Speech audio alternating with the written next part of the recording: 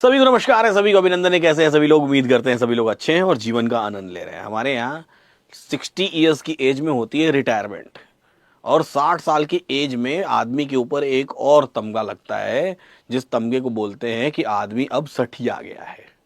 क्यों कहते हैं ऐसा?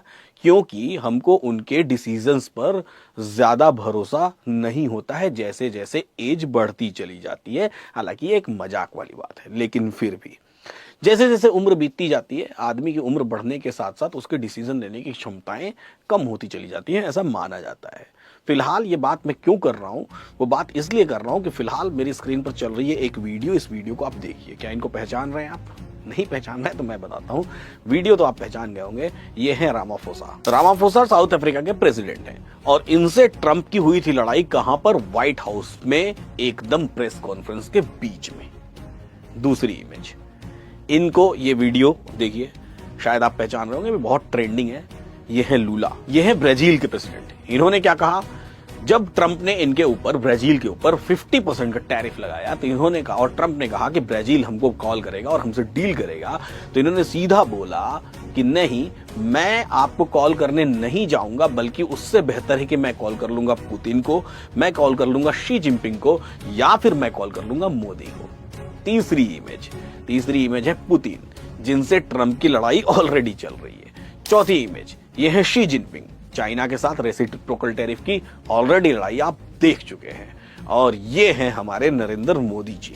इनके साथ तो जो टैरिफ वॉर अभी चल रहा है वो फिलहाल चल रहा है। इसके पहले एक्चुअल वॉर में ट्रंप की क्रेडिट लेने की जो लड़ाई चल रही थी वो चल ही रही थी। मैं इन सब की इमेज आपको क्यों दिखा रहा हूं? क्योंकि इन सबको मिला के बनता है ब्रिक्स।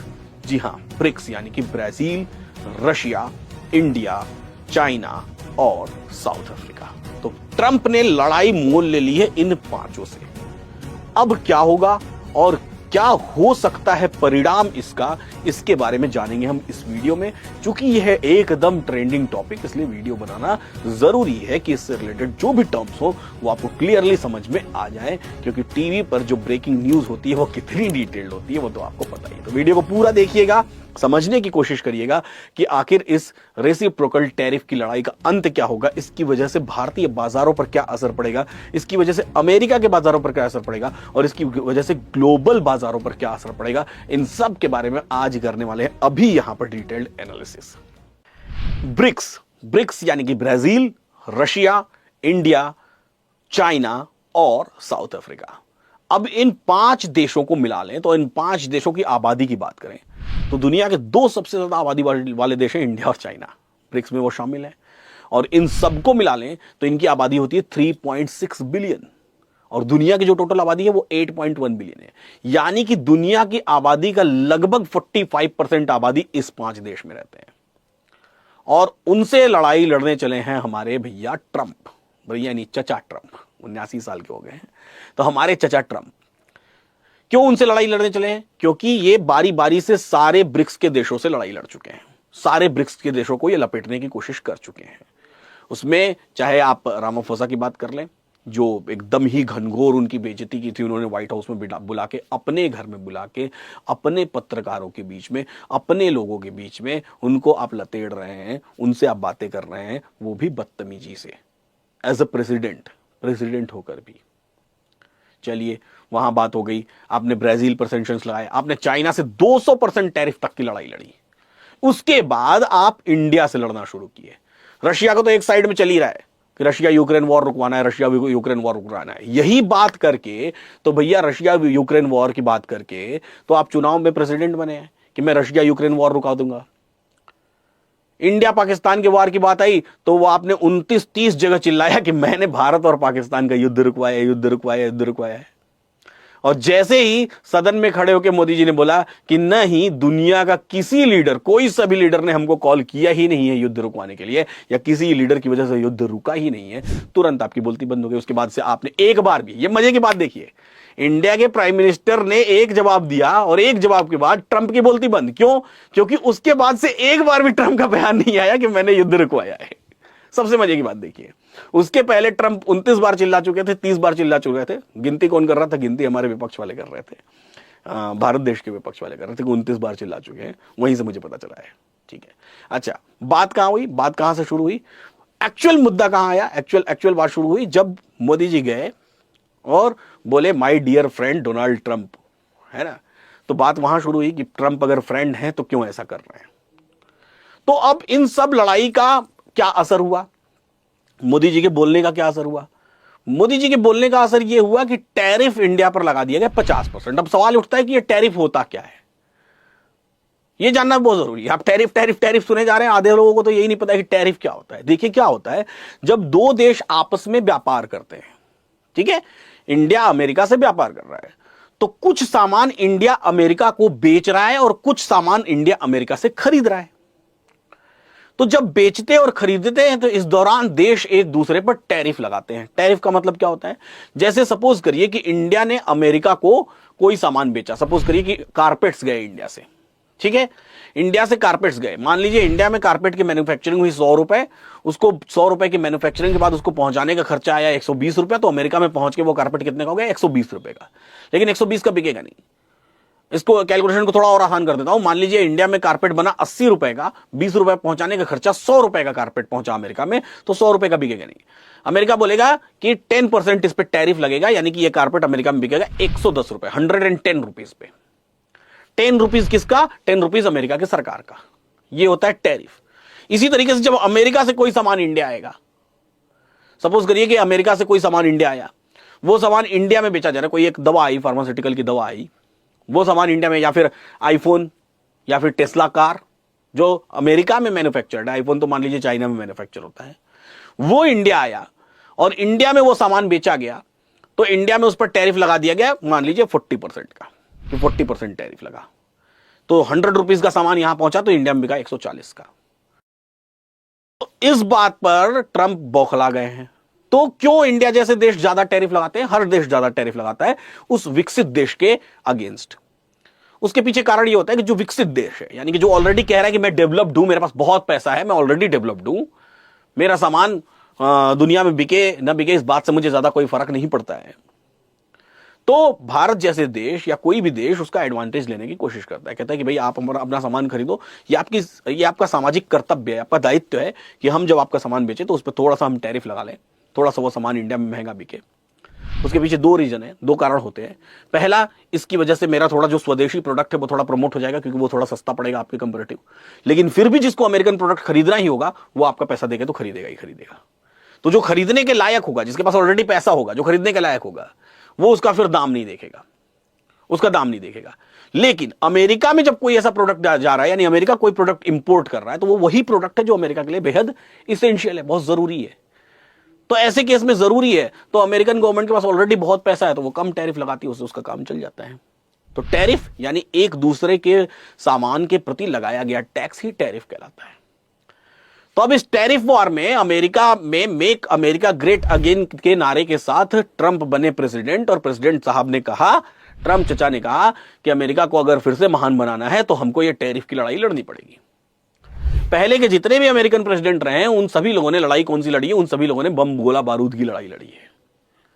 अब ट्रंप साहब वो वाली लड़ाई नहीं लड़ रहे हैं। ट्रंप साहब कह रहे हैं कि हम टैरिफ वाली लड़ाई लड़ेंगे। टैरिफ वाली लड़ाई क्यों लड़ेंगे कि टैरिफ, जब दुनिया के दूसरे देश हमारे ऊपर टैरिफ लगा रहे हैं तो हम भी उनके ऊपर टैरिफ लगाएंगे, यानी कि एक बचकानी बात। बचकानी बात क्यों है ये? बचकानी बात इसलिए है क्योंकि जब कोई देश ऑलरेडी डेवलप्ड है, ऑलरेडी विकसित है, और वो अपना सामान दूसरे देशों में, पहले तो आपके यहाँ उतनी मैन्युफैक्चरिंग है नहीं, आप आईफोन से भी लड़ाई किए कि हमारे यहाँ आईफोन बनाओ, आपको आपके यहाँ लेबर नहीं है अवेलेबल उस कॉस्ट पे, तो आपके यहाँ आईफोन बनेगा कैसे? दूसरी मैन्युफैक्चरिंग भी आपके यहाँ कैसे होंगी?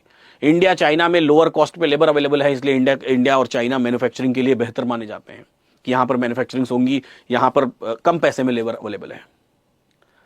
तो अब बात होती है यहां पर कि आप कहते हैं नहीं मैं तो बराबर का टैरिफ लगाऊंगा, यानी कि या तो आप कमतर आंक रहे हैं अपने आप को, या तो आप दूसरे देशों को अपने के बराबर आंक रहे हैं।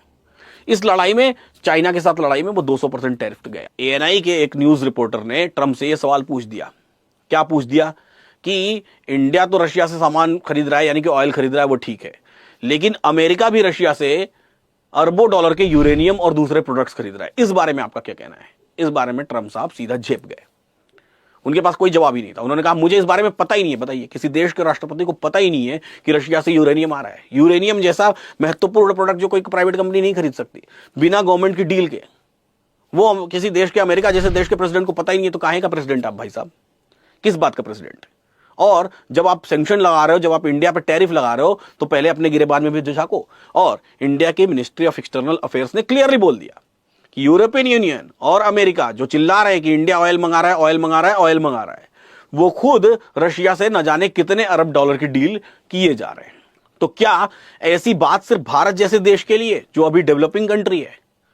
तो भारत पिछले कई सालों से लगभग 1970s से America America America America America की पूंछ पकड़ के घूमता रहा है। लेकिन ऑल ऑफ सडन ये ऐसा क्या हुआ कि भारत का एकदम से अब अमेरिका से मोह टूट गया, और टूटना भी चाहिए था, एक समय ऐसा आना चाहिए था कि जब ये टूटे। अब यहां पर मजे की बात क्या है, और मजेदार बात क्या है, ट्रंप को यहां पर झटका कैसे लगेगा? ट्रंप को यहां पर झटका ऐसे लगेगा कि अभी खबर ये आई है कि अजित डोवाल साहब चले गए हैं रशिया। वो रशिया में पिछले साल भी गए थे, तो पुतिन साहब से मिले थे, और अभी फिर से रशिया चले गए। जनरली ये मीटिंग इंडिया और रशिया की हर साल होती है, ये ऑनन फानन में मीटिंग नहीं बुलाई गई, हर साल होती है, लेकिन जनरली सितंबर में होती है। इस साल ये मीटिंग अगस्त में ही हो रही है। दूसरी खबर, बड़ी खबर, कि मोदी जी जा रहे हैं चाइना। कब जा रहे हैं? 31 अगस्त 1 सितंबर को एससीओ की मीटिंग है। और उससे भी बड़ी खबर, शायद उसी एससीओ की मीटिंग में व्लादिमीर पुतिन भी आने वाले हैं।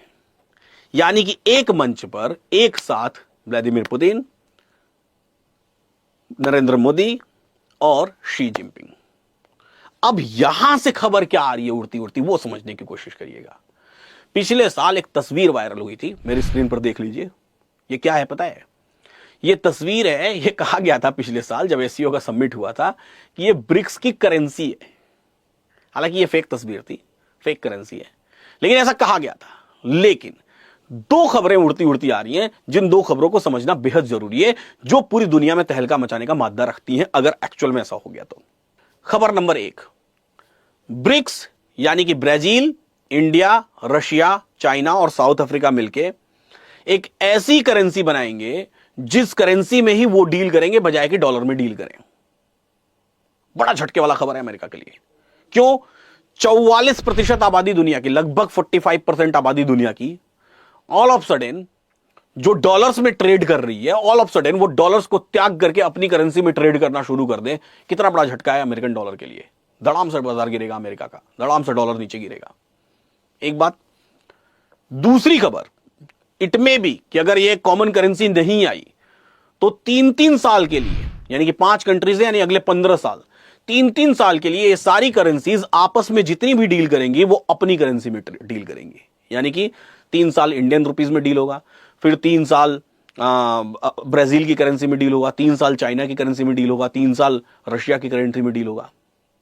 तो इन दोनों में से कुछ भी हो सकता है, या हो सकता है तीसरा कोई ऑप्शन लेकर के ये कंट्रीज आए, क्योंकि ये बड़े हैं अपने आप में, और कहीं ना कहीं ये कंट्रीज मिलके इस बार अमेरिका पर कोई सैंक्शन लगाएं कि भाई अमेरिका तुम ये नहीं कर सकते। और अगर ऐसा हो गया तो पूरी दुनिया के बाजारों में उथल पुथल मचने वाला है। पूरी दुनिया के बाजारों में, पूरी दुनिया की ग्लोबल जो पॉलिटिकल है, जियो पॉलिटिक्स है ना, वो उसमें उथल पुथल मचने वाला है, उसमें तहलका मचने वाला है। क्योंकि दुनिया की आधी आबादी अगर एक तरफ हो गई और वो मिलके और अमेरिका को लतेड़ने की कोशिश करेगी, तो फिर जो बचे खुचे जो देश चाहते थे कि किसी के कंधे पर रख के बंदूक चलाएं, वो भी देश उठ के कहीं ना कहीं इस ब्रिक्स की तरफ आकर्षित और सम्मोहित होंगे। तो कहीं ना कहीं ऐसा माहौल क्रिएट हो सकता है 31 अगस्त से 5 सितंबर, 10 सितंबर, 15 सितंबर के बीच में, कि ये 5 देश मिलकर अमेरिका और ट्रंप को ही अलग थलग कर डालें, एलिमिनेट कर डालें, बोलने के लिए कोई जगह ना रहे। हाउएवर अभी बाजार की बात कर ले तो इसकी वजह से इंडियन इकोनॉमी पर बहुत ज्यादा कोई फर्क नहीं पड़ने वाला है। अमेरिका की ही एक रेटिंग एजेंसी ने, अमेरिका की रेटिंग एजेंसी ने बोला कि ट्रंप के अगर 200% भी टैरिफ लगा देंगे तो भी इस बात से भारत की जीडीपी पर कोई खास असर नहीं पड़ेगा। 50% टैरिफ के केस में भी जीडीपी पर असर सिर्फ, अगर भारत की ग्रोइंग रेट 6.5% की एक्सपेक्टेशन है तो वो 6.4% पर आएगी, 0.1% का फर्क। यानी कि अमेरिका के टैरिफ के खेल से भारत के ऊपर कोई ज्यादा फर्क नहीं पड़ने वाला है। लेकिन अगर इस ब्रिक्स ने कोई ऐसा खेल किया तो अमेरिका के ऊपर बहुत गहरा असर पड़ जाएगा, अमेरिका की इकोनॉमी पर बहुत गहरा असर पड़ जाएगा। और यह बात ट्रंप को धीरे धीरे समझ आएगी। हालांकि ये जो 50% का टैरिफ जो अमेरिका ने लगाया है वो भी डायरेक्टली नहीं लगाया है, डरते डरते लगाया है, सहमते सहमते लगाया है। कैसे सहमते सहमते लगाया था, इसका सबूत क्या है? अगर डायरेक्ट लगाना होता ना, अगर मैं दादा होता, मेरे को डायरेक्ट लगाना है, मेरे को मैं मतलब मेरा लड़का है, मेरे को उसको मारना है थप्पड़, तो मैं जाके मार दूंगा। मैं उसको ये नहीं बोलूंगा तुमको 27 तारीख के बाद मैं थप्पड़ मारूंगा। तो अमेरिका ने क्या किया, अमेरिका ने 50% टैरिफ लगाया, लेकिन उसने बोला कि 27 को से ये टैरिफ एप्लीकेबल होगा, 21 दिन बाद एप्लीकेबल होगा। अब 21 दिन का कौन सा मुहूर्त उन्होंने निकाला है नहीं पता। ऑलरेडी 25 अगस्त को अमेरिका और इंडिया की डील होने वाली है, पहले से ही खबर है, लेकिन नाम का दे दिया उन्होंने कि 50% हम टैरिफ लगा रहे हैं। और ये 50% टैरिफ छोड़िए, मैं तो कहता हूं 200% तक जाएगा ये टैरिफ। अभी ये ट्रंप और पगलाएगा और ये चिढ़ेगा। जब अभी एससीओ की समिट होगी, अजीत डोभाल वहां मिलने गए हुए हैं, दुनिया भर की ये सारी बातें चल रही हैं, ऐसी करेंसी वाली बातें चल रही हैं, तो ऐसे केस में ये व्यक्ति और पागल होगा और 200% टैरिफ तक जा सकता है। लेकिन इससे हमको घबराने की जरूरत नहीं है। आप प्राउड फील करिए कि आपकी इकोनॉमी ग्रो कर रही है। गुस्से गुस्से में, फ्रस्ट्रेशन में इस बुढ़ो ने तो ये भी बोल दिया था कि इंडियन इकोनॉमी और रशियन इकोनॉमी डेड इकोनॉमी है। भाई कैसे डेड इकोनॉमी है वो तो हम जानते हैं। यूपी और बिहार की टोटल आबादी अमेरिका के टोटल आबादी से ज्यादा है ना? यूपी और सिर्फ यूपी और बिहार की आबादी मिला के 150 करोड़ लोगों का देश चला रहे हैं हम लोग। जी रहे हैं, खा रहे हैं, किसानी कर रहे हैं, व्यापार कर रहे हैं, सब कुछ कर रहे हैं। भारत में अंबानी और अडानी जैसे अमीर भी हैं। और सिर्फ अंबानी और अडानी नहीं, बहुत बड़े बड़े ऐसे ग्रुप्स हैं जो अमेरिका से लेकर के दुनिया के सारे देशों में अपना व्यापार कर रहे हैं। तो अभी यहां पर कुछ चीजें हैं जो सबको अवॉइड होनी चाहिए। पहला, जो भारत के लोग अमेरिका में रह रहे हैं और अमेरिकी नागरिकता भले ही ले चुके हैं, उनको भी कहीं ना कहीं अपनी अमेरिका वाली सरकार पर प्रेशर बनाना चाहिए कि भाई ये क्या कर रहा हो। दूसरी चीज, अमेरिका में इसकी वजह से जो महंगाई बढ़ रही है, तो वहां भी जो विपक्ष है वो ऑलरेडी उनके ऊपर प्रेशर बनाना शुरू कर चुका है कि भैया ये क्या कर रहे हैं। क्योंकि भारत से ऐसी बहुत सारी महत्वपूर्ण और जरूरी दवाइयां हैं जिनके ऊपर अगर ये टैरिफ लगेंगे तो अमेरिका में ऑटोमेटिक महंगी हो जाएंगी। तो इस टैरिफ वार का कहीं ना कहीं ज्यादा असर अमेरिका के ऊपर पड़ेगा रेदर देन कि इंडिया के ऊपर इसका कोई असर पड़े। तो आप निश्चिंत रहें, आपका बाजार में जो भी एग्जिस्टिंग पोर्टफोलियो उसमें आराम से बैठे रहें, बने रहें। और अगर कहीं छोटा मोटा बाजार में गिरावट आता है तो अपने पोर्टफोलियोज में और फंड ऐड करना बिल्कुल मत भूलें। और ब्रिक्स की समिट का इंतजार करें। ब्रिक्स की समिट के बाद बहुत बड़ी बड़ी जियोपॉलिटिकल खबरें आने वाली हैं। फिलहाल ये वीडियो आपको कैसी लगी कमेंट बॉक्स में लिख करके बताइए। ऐसे ही सीखते रहिए, मुस्कुराते रहिए और जीवन का आनंद लेते रहिए। और अगर आप साइन अप करना चाहते हैं फ्री एलटीपी कैलकुलेटर, तो लिंक दी हुई है कहां पर, कमेंट बॉक्स में और डिस्क्रिप्शन बॉक्स में। साइन अप कर लीजिए। अब एलटीपी कैलकुलेटर का 5 minutes delayed data absolutely free है आपके लिए, और आप इसको बिना कोई पैसा पे किए देख सकते हैं। तो इसको देखने के लिए अभी साइन अप करिए, फटाफट लिंक पर क्लिक करिए। फिलहाल आज के लिए इतना ही, फिर मिलेंगे हम लोग अगली वीडियो में।